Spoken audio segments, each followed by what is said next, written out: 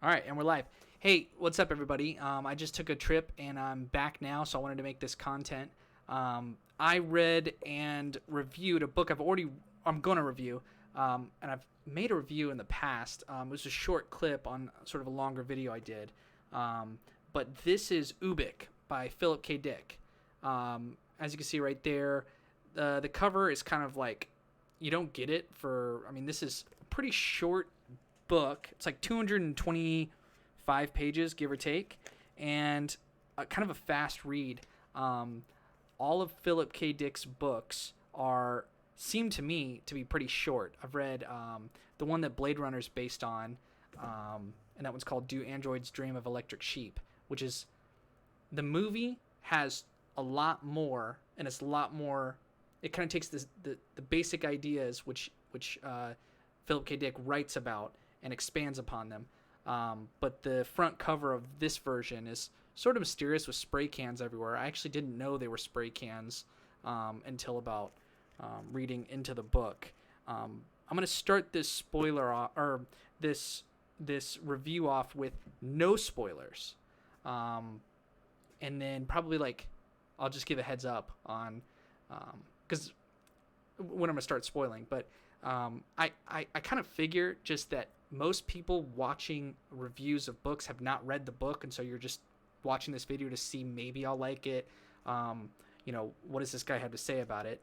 And so that's sort of what I'm here to do. And then if you want to keep on watching and just read spoilers, maybe you still want to read it, or that's it. You have now consumed video, and maybe you watch his movies based on his books, or read other books by him. So I guess that's what I'm here to provide. So this book is a short read. Our main character is Joe Chip. And so Joe Chip is kind of a loser. He's perpetually in debt and doesn't seem that skilled at anything or that good at his job. He's a good employee. He works for Runesitter, Runciter, which is a person, Runesitter Associations from Glenn Runesitter. And what Joe Chip does is he specializes in finding precogs or telepaths or people with psychic abilities so that he can recruit them to work for the organization. And this organization helps out companies. In this a futuristic novel where almost like, think of the movie Looper, if anyone's watched that, where certain people have psychic abilities, like telepathic abilities. In this world, that's what they have too. And it takes someone to go out and find those people and recruit them and give them tests to make sure that they are up to snuff to work for the corporation. So that's what Joe Chip's job is. And it's kind of a dystopian, futuristic setting. The book was written in 1969, and it was about the far future of 1992. And in 1992, apparently we've established bases on the moon, and we have discovered psychic abilities, and a cool thing is we can put people who've died, if you immediately get them into cold, freezing temperature, you can get them to be like I don't even know if their body needs to be a part of it, but just like this, it can sort of preserve their memory and their brain. So you can actually talk to people who have died. And so the main character works for a guy called Glenn Runesitter. Runesitter goes and opens the novel by visiting his dead wife, and it's kind of a jarring moment. It's like, what am I reading? And he like goes in and opens up like this VidCon conference, like I almost think of it as like an iPad, and speaks with his wife, but he has troubles connecting with her because there's a small 15-year-old boy who's he's either in the next bed over or somewhere in this moratorium full of dead bodies, and his consciousness is sort of invading Glenn's wife, whose name is Ella, and he's trying to talk to Ella to get advice on his business and what he should do. And this kid keeps bothering. So that's how the novel opens up. And so you've got a couple cool sci-fi concepts going on there, that you can preserve yourself in the future, that you can visit people while they're even if they're dead. And then it cuts to Joe Chip, who is like, apparently in this future, you have to like put a nickel or a quarter into your door if you want it to open, or your fridge, or whatever, like things in your household, you have to pay them so that they'll like spit out coffee for you. So you have to pay for everything. So this guy who lives in an apartment, our main character Joe Chip, is like totally like he's borrowing from one. He's like selling stuff off, borrowing from one machine to pay another machine so he can get around his house. And he's always in debt, and he is just basically kind of a loser. But he gets a call up, and he has to check out this new psychic that comes in. Her name is, I wrote some of this down, Pat Conley. And so Pat Conley is a psychic with like an interesting ability. She can reverse events in time. So she describes it as, one time when I was younger, I caused a vase to fall off, and with all my willpower, I tried to make the vase repair itself, and that never happened. And my parents found it, they were mad and all this stuff, and then I just like reversed it, and my parents acted as if that had always happened. But then they had the memory of, didn't this vase break or something like that? And so now there's two consciousnesses. It sort of reminded me of, if anyone's read the Dark Tower novels by Stephen King, there's a character, Jake, that dies, and the gunslinger goes and like revives him from the past, and then that kid for like the rest of the novels has two like competing realities with, I have a reality where I was dead, and then a reality where I was alive, and I can remember all this stuff, and then they kind of converge back together. And so that's really interesting. So Joe Chip, she reverses something, and his mind is like totally altered. So what this introduces in just the very second chapter is like, reality is not what it seems with this new psychic telepath character that can reverse time. And so it's confusing. You're not sure what's real. And they end up getting recruited. Glenn, the boss, recruits a bunch of these people to go to a lunar planet, like a base on the lunar system, and on the moon, I should say, not a planet. And it's like they get attacked, and so a bomb goes off. And probably from here on out, just like, you're gonna get spoilers because I'm getting sort of into the novel. But before I do that, just so anyone doesn't like cause them to click away or anything like that, those are interesting concepts. We stick with that. That sets up the rest of the story. He's kind of a fast writer. He doesn't like go into a lot of detail. So like, I don't know what Joe Chip looks like. I don't really know what the setting, like the outside world, looks like. I'm sort of given these plot devices, and they get into some detail, but what I described is the basic form of it, and the way it almost doesn't even make sense when I'm explaining it, because the way he's written it is like that. He gives you these concepts. For example, in the other book that probably more people are familiar with, Blade Runner, is androids can look like humans, and it's someone's job to go through and become a bounty hunter and determine if androids are humans or not humans, and then kill the ones that aren't human, that are really androids. So, I mean, that's kind of fun, and the book is not much more complicated than that. It's a lot of, the main character is finding other people and giving them a test to determine, like almost like a litmus test, a Turing test, to see if they're an android or not, and then he kills them, but then other people start doing it back on him. And so they have this cat and mouse game where at some points in that book, the main character doesn't even think that, he thinks he could be an android, and that's kind of cool. And so it's the same thing with Blade Runner, the original one. And so this book is the same way, where things happen and Joe Chip doesn't know if it's reality or not. And so I'll get into more detail with that. So continuing on with the probably spoilers here on out, because we're 30 or 40 pages into the book, and the rest of the stuff that happens is just plot device. So they go to this lunar base, and they believe they are attacked, and a bomb goes off, and it kills Glenn Runesitter, the CEO, and he's hired Joe Chip and 10 others, including the Pat Conley, to protect him, and apparently that goes wrong. They weren't able to see this bomb coming and this bomb go off, and so they ask Pat to reverse time, and she says, "Oh, I tried and I can't do it." And so Glenn's dead, and they escape, and then weird stuff starts happening.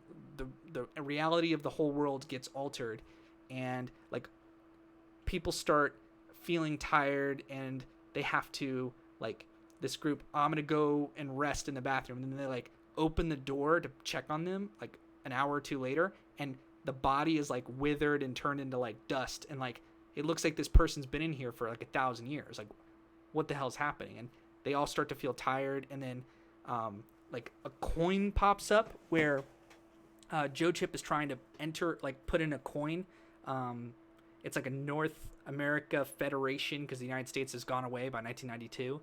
A coin into this machine, and it doesn't accept it. And he looks at the coin, and it's actually got Glenn's face on it.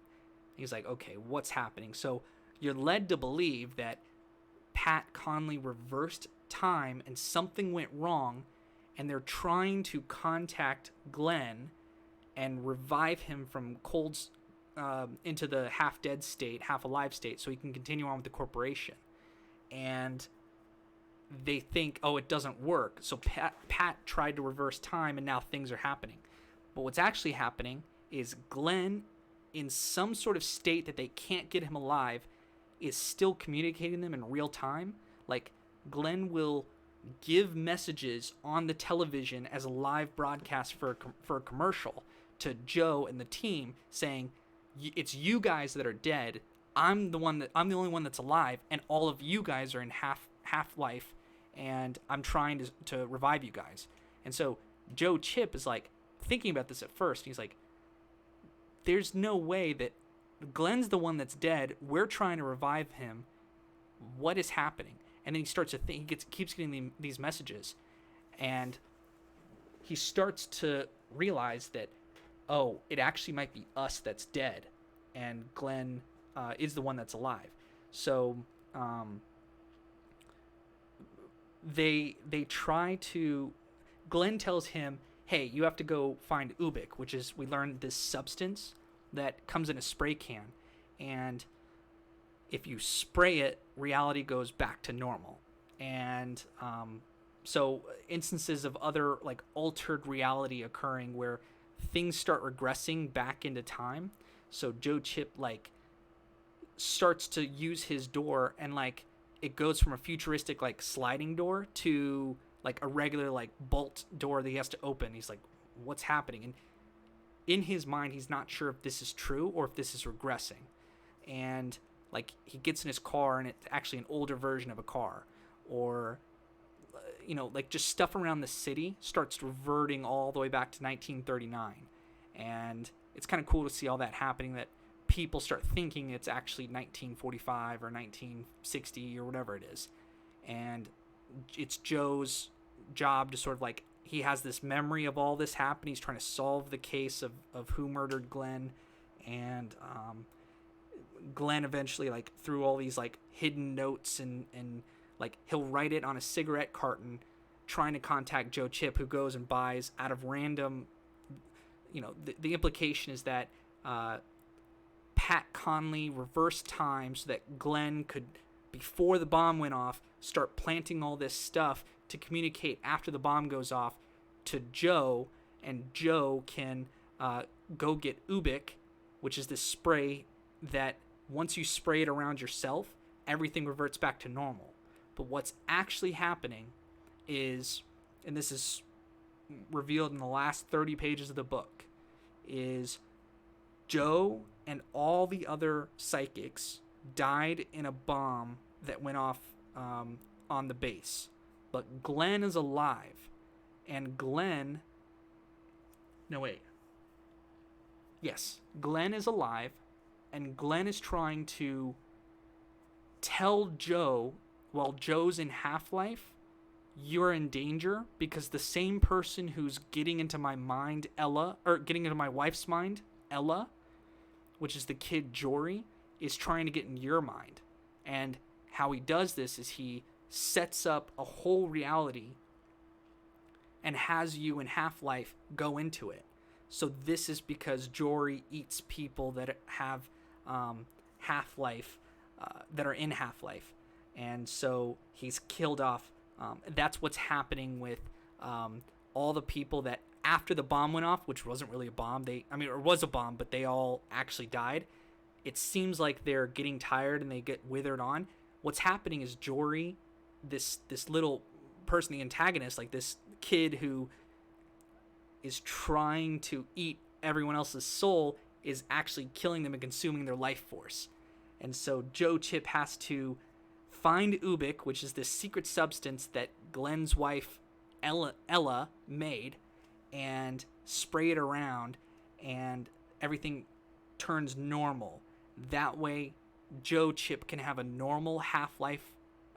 He's dead. He definitely died, but he can be alive to contact Glenn, who's actually alive in real life, and become his best employee and help run the organization for its dedication. So as I'm describing this, I don't know if any of you got that. My explanation, I'm trying to be sort of clear, but it's a crazy book.